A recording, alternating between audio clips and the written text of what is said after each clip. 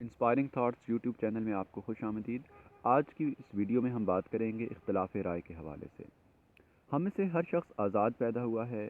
وہ اپنے خیالات کے اعتبار سے اپنے آزادی اظہار کے حوالے سے بالکل آزاد ہے، وہ اپنی رائے کا بالکل کھل کر اظہار کر سکتا ہے۔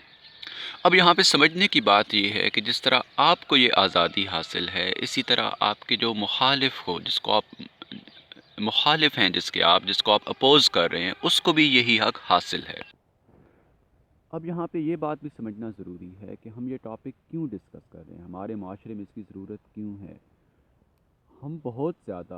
زیادہ حد تک سوشلائز ہو چکے ہیں، ہمارے ہر نوجوان کے پاس، چاہے وہ ٹین ایج میں ہے یا وہ ابھی بچہ ہے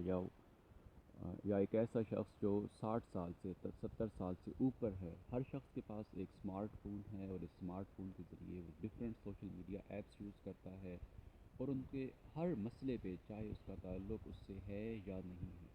یہ اس کے سبجیکٹ سے، اس کی سوچوں سے مطابقت رکھتا ہے یا نہیں رکھتا، وہ اس کے بارے میں ایک رائے دینا ضروری سمجھتا ہے، چاہے اس کو اس مسئلے کا علم ہو ہی نہ۔ اب ایسی صورتحال میں ہم اکثر دیکھتے ہیں، ہمارا سامنا ایسے بہت سارے لوگوں سے پڑتا ہے کہ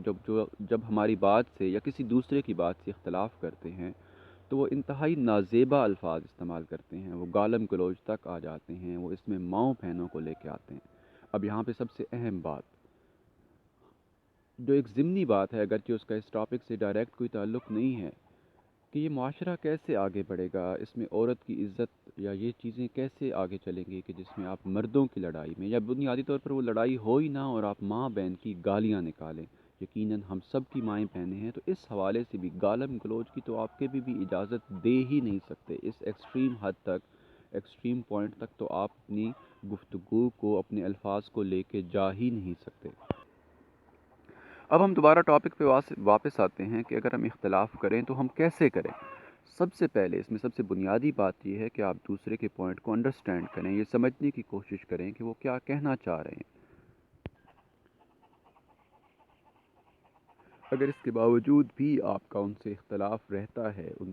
یعنی یہ سمجھنے کے باوجود، سوچ غور کرنے کے باوجود بھی آپ ان سے رائے کے ساتھ ہم آہنگ نہیں ہوتے، تو پھر یہ ضروری ہے کہ آپ اختلاف کریں، لیکن اس سے زیادہ ضروری یہ ہے کہ وہ آپ کا اختلاف رائے اچھے الفاظ میں ہو، شائستہ الفاظ میں ہو، اس کی عزت نفس کا خیال رکھتے ہوئے ہو، اور اگلی بات کہ جب آپ اس کی عزت نفس کا خیال رکھیں گے تو کل کو کوئی آپ کو بھی اسی انداز میں رسپونڈ کرے گا۔ یہ اچھی بات ہے کہ آپ کا تعلق کسی سیاسی جماعت سے ہو یا کسی مذہبی تنظیم سے آپ وابستہ ہوں، لیکن یہ ضروری نہیں ہے کہ آپ اس جماعت کو، اس تنظیم کو ڈیفینڈ کرتے ہوئے اپنے مخالفین کو گالیاں نکالیں، سیاسی اور مذہبی مسلکی اختلافات کو ذاتی دشمنی تک لے آئیں۔